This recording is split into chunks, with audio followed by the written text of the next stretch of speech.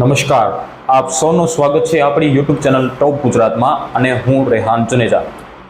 વિડીયોમાં વાત કરીશું કે 25 તારીખથી લઈ આજથી લઈ અને 31 તારીખ વચ્ચે ગુજરાતના ભાગોની અંદર કેવો હવામાન રહેશે. હવે વરસાદી ગતિવિધિ કયા વિસ્તારોની અંદર વધુ જોવા મળી શકે છે અને કયા વિસ્તારોની અંદર વરસાદી ગતિવિધિમાં ઘટાડો જોવા મળી શકે છે અને કયા વિસ્તારોની અંદર વરસાદ નોંધાવાની શક્યતા લાગી રહી છે. બધો વિડીયોમાં આપણે ડિટેલમાં જાણીશું. તો હજુ સુધી આ ચેનલને સબસ્ક્રાઇબ ન કરીએ તો હવામાનની રેગ્યુલર સચોટ અપડેટ મેળવવા માટે આપણી ટોપ ગુજરાત નામની યુટ્યુબ ચેનલને સબસ્ક્રાઇબ કરી લેજો. સાથે સાથે આ વિડીયોને લાઇક આપી અને દરેક ગ્રુપમાં વેધર મતલબ કે હવામાન હોય કે ખેતી અને અન્ય કોઈ ગ્રુપે એને લગતો ગ્રુપ કોઈ પણ હોય તો એમાં તમે શેર કરી શકો છો. આપણી ચેનલની લિંક છે એને શેર કરી શકો છો અને ચેનલને સબસ્ક્રાઇબ કરાવી શકો છો. જાણકારી સારી લાગે તો વિડીયોને પણ લાઇક આપી અને દરેક ગ્રુપમાં શેર કરી દેજો. સૌથી પહેલા આપણે જે આ છે 25 થી લઈ અને 31 ઓગસ્ટ વચ્ચેનો જે સમયગાળો છે એમાં ગુજરાતના કયા વિસ્તારોની અંદર કેવા વરસાદની શક્યતા છે વિડીયોમાં જાણીશું. સિસ્ટમોની વાત કરીએ અત્યારે તો જે અરબ સાગરવાળી સિસ્ટમ હતી જે ગુજરાતના ભાગો પરથી થઈને રાજસ્થાનના ભાગો પર છે, જે અત્યારે પૂર્વ રાજસ્થાન અજમેર આસપાસ આ સિસ્ટમ જોવા મળી છે. અજમેરથી લઈ અને ઉત્તર પૂર્વી મધ્યપ્રદેશના ભાગો છે, ગ્વાલિયર સંભાગ આસપાસ ત્યાં આ સિસ્ટમ જોવા મળી રહી છે. જ્યારે ચોમાસું ઘડી છે એ હાલ એમપીના ભાગો ઉપરથી થઈ અને અમુક જે એમપીના ભાગો છે, પૂર્વ રાજસ્થાન એમપી ભાગો છે અને જે જબલપુર કટનીથી લઈ અને જે છત્તીસગઢ અને બંગાળની ખાડીમાં ઓડિશાના ભાગો પરથી થઈ અને બંગાળની ખાડીમાં ચોમાસું ઘડી છે અત્યારે પસાર થઈ રહી છે. જ્યારે એક નવી સિસ્ટમનો ડેવલપમેન્ટ છે બંગાળની ખાડીમાં જોવા મળી રહ્યું છે. આવતા 24 કલાકની અંદર આ સિસ્ટમ છે એ લો પ્રેશરમાં ફેરવાઈ શકે છે અને એમપીના ભાગો પર જે સાયક્લોનિક સર્ક્યુલેશન હતું ને જે આ ગુજરાત ઉપરથી ગયું રાજસ્થાન ઉપર હતું એ અત્યારે 24 કલાકની અંદર મર્જ થઈ અને એક લો પ્રેશર બની જશે. અને પછી 48 કલાક પછી આ જે રાજસ્થાનની સિસ્ટમ છે એ 24 થી 48 કલાકમાં સિસ્ટમ છે એ થોડી નીચે આવી શકે છે અને અમુક મોડેલના જે સંકેત છે એ પ્રમાણે ગુજરાતના ભાગો પર આવી શક્યતા લાગી રહી છે. જ્યારે અમુક મોડેલ છે એ સિસ્ટમને સીધી પશ્ચિમી રાજસ્થાનના ભાગો પરથી થઈને કરાચી સુધી જાય એવી શક્યતા અમુક મોડેલ છે એ દર્શાવી રહ્યા છે. હવે આનો આપણે અંદાજ કરીએ તો વધારે શક્યતા છે એ સિસ્ટમ છે એ રાજસ્થાનના પશ્ચિમ ભાગો પર થઈને કરાચી સુધી જાય એવી શક્યતા લાગી રહી છે. છતાં એમાં કોઈ જાતનો ફેરફાર હશે તમને અપડેટ આપવામાં આવશે. જ્યારે બંગાળની ખાડીમાં આવતા 24 કલાકની અંદર વધુ એક મજબૂત લો પ્રેશર બની શકે છે જે નવી સિસ્ટમ હશે અને આ સિસ્ટમ છે એ અત્યારની સ્થિતિ પ્રમાણે 26-27 તારીખ આસપાસથી એમપીના ભાગો પર આવી જશે અને ત્યારબાદ શું થશે એની અપડેટ છે તમને 2 થી 3 દિવસમાં અપડેટ આપવામાં આવશે કે એની આગળ શું થશે. પરંતુ અત્યારે શક્યતા એવી માનીને ચાલુ કે એનો ટ્રફ છે, એનો શિયર ઝોન છે એ મધ્ય ગુજરાતથી લઈ દક્ષિણ ગુજરાત અને ઉત્તર ગુજરાતના ભાગો પર લંબાઈ શકે છે. જેના કારણે 26, 27, 28, 29, 30 તારીખ વચ્ચે આ વિસ્તારોની અંદર 28 તારીખ આસપાસ 28 તારીખ સુધી આ વિસ્તારો છે જેમાં મધ્ય ગુજરાત, દક્ષિણ ગુજરાત કે પછી ઉત્તર ગુજરાત આ બધા વિસ્તારોની અંદર ટ્રફ લંબાશે અને શિયર ઝોનનું પણ નિર્માણ થશે. તો આ પ્રમાણે રહેશે તો આ દક્ષિણ ગુજરાત રિજનના ભાગો છે એમાં વરસાદનું જોર છે એ વધુ જોવા મળી શકે છે અને હળવા મધ્યમથી ભારે વરસાદની શક્યતા આ તારીખો દરમિયાન રહેશે. જ્યારે સૌરાષ્ટ્ર કચ્છના ભાગોમાં અત્યારની સ્થિતિ પ્રમાણે આ રાઉન્ડની સૌથી વધુ અસર જોવા મળી શક્યતા નથી લાગતી.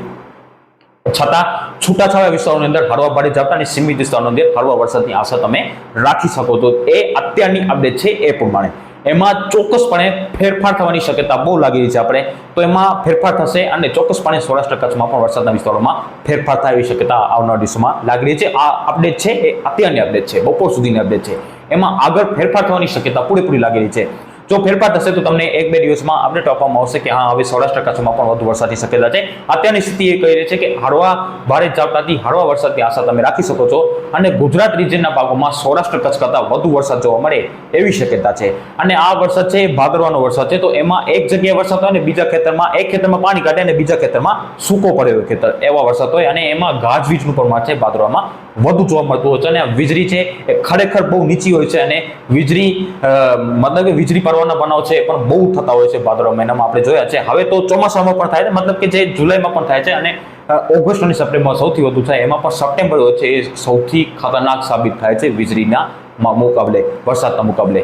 તો અત્યારની સ્થિતિ એવી કહી રહી છે કે આ સિસ્ટમ છે એ 27-28 તારીખ આસપાસ એમપીના ભાગો પર આવી શકે છે અને ટ્રફ લંબાશે એ ચોક્કસ ફાઇનલ અપડેટ છે. ટ્રફ લંબાશે એના કારણે ઉત્તર મધ્ય અને દક્ષિણ ગુજરાતમાં વરસાદ જોવા મળશે. સૌરાષ્ટ્ર કચ્છ માટે અત્યારે અપડેટ છે એ ફાઇનલ ન કરવી. ત્યાં અત્યારની સ્થિતિ પ્રમાણે છૂટાછવાયા હળવા ભારે ઝાપટાથી સીમિત વિસ્તારોની અંદર હળવા એકલ ધોકલ વિસ્તારોની અંદર મધ્યમ વરસાદ નોંધાઈ શકે છે. એ અપડેટ છે એ અત્યારની અપડેટ છે. જો કે 1 થી 2 દિવસમાં તમને ફરી એ અપડેટમાં બદલાવ થશે, મતલબ કે ફેરફાર થવાની શક્યતા પૂરેપૂરી લાગી રહી છે. તો એ અપડેટ બદલશે તો આપણા બોલવામાં પણ ફેરફાર થઈ શકે છે કે હા હવે અપડેટમાં ફેરફાર થશે. ચોક્કસપણે અત્યારની સ્થિતિ એવી કહી રહી છે, અત્યારની લેટેસ્ટ વેધર મોડલની અપડેટ છે એમાં ફેરફાર થવાની શક્યતા બહુ લાગી રહી છે. એટલા માટે આપણે તમને વારંવાર ફેરફાર થવાની શક્યતા લાગી રહી છે. કારણ કે પછી અમુક લોકો જાણ્યા વગર કોમેન્ટ કરે કે આવું થશે ને તેમ થશે, એના કરતાં પહેલાં જ આપણે કહી દીધું હોય અને પછી જોઈ જાણીને પછી આવી કોમેન્ટ કરે તો ખરેખર આ લોકોની ભૂલ હોય છે. અને જે સિસ્ટમની આપણે વાત કરી લીધી છે, હવે આવતા 24 કલાકની અંદર વરસાદના વિસ્તારોની માહિતી આવીએ, ટૂંકી માહિતી આપીએ તો સૌરાષ્ટ્ર કચ્છમાં મિડ લેવલમાં ભેજનું પ્રમાણ ઘટી રહ્યું છે. તો એ પ્રમાણે આવતા 24 કલાકની અંદર કચ્છ અને સૌરાષ્ટ્રમાં ખૂબ સીમિત વિસ્તારોની અંદર છૂટાછવાયા ઝાપટાને હળવા વરસાદને બાદ કરતા કોઈ મોટા વરસાદની શક્યતા આવતા 24 કલાકની અંદર સૌરાષ્ટ્ર કચ્છમાં નથી લાગતી. જ્યારે મધ્ય ગુજરાતની અંદર આવતા 24 કલાકની અંદર જેમાં છોટાઉદેપુર, દાહોદ, મહીસાગર, અમદાવાદ, વડોદરા, ગાંધીનગર, નડિયાદ આ વિસ્તારો છે, ત્યાં હજુ પણ આવતા 24 કલાકની અંદર છૂટોછવાયો હળવો મધ્યમ વરસાદ છે જોવા મળી શકે છે. અને ઉત્તર ગુજરાતના જે રાજસ્થાન બોર્ડર કાંઠાવાળા વિસ્તારો છે, સાબરકાંઠા અને અંબાજી છે, આ વિસ્તારો છે, ત્યાં આવતા 24 કલાકની અંદર હજી પણ સારા વરસાદની શક્યતા તમે રાખી શકો છો.